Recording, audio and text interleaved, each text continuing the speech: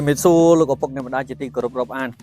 BA សិប្បកម្មខ្មែរបានមកដល់ផ្ទះលោកយាយដែលលោកយាយគាត់ធ្វើកញ្ច្រែងហើយកាលពីប្រហែលថ្ងៃមុនហ្នឹងគឺ BA សិប្បកម្មខ្មែរបានមកថតលោកយាយអំពីការធ្វើកញ្ច្រែងហើយលោកយាយគាត់រៀបរាប់អំពីការធ្វើដោយសារតែបច្ចុប្បន្នដល់ទៅ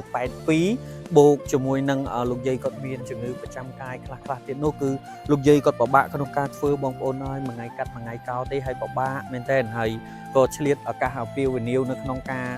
សម្ភារថ្ងៃមុនហ្នឹងហើយថ្ងៃនេះផ្ទាល់គឺ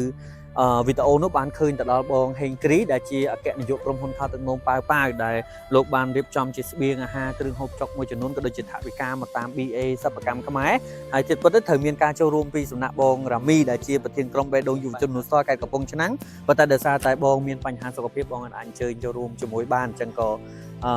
សូមជូនពរបងរ៉ាមីឆាប់ជាផងដែរហើយថ្ងៃនេះផ្ទាល់គឺបានមកដល់ផ្ទះលោកយាយជីបាទលោកយាយហើយថ្ងៃមុនយាយធ្វើកញ្ឆែងយាយណោះ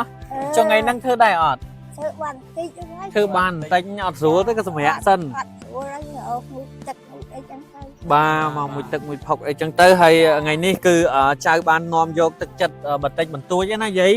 បាទមានទឹកសុទ្ធមានកមានមីមានទឹកត្រីទឹកស្អ៊ីវហើយនឹងមានថវិកា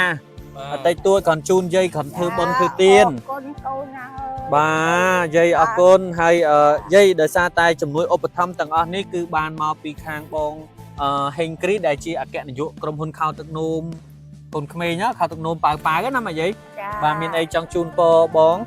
ជូនពរបានក្តីសុខក្តីចម្រើនរកទីតិចទៅជួមទៅណាឲ្យសុខសប្បាយរហូតតាមផ្លូវតាមព្រៃណាកុំឲ្យមានរឿងអីអីណាកូនណាសាធុជូនពរបងប្អូនទាំងអស់គ្នាស្មើគ្នាផងជូនបុណ្យបងប្អូនទាំងអស់គ្នាដូចគ្នាអរគុណសុខសំណាងល្អនៅក្នុងឱកាសឆ្នាំថ្មីគ្រប់ជំរាបលាពី BA សិប្បកម្មខ្មែរអរគុណ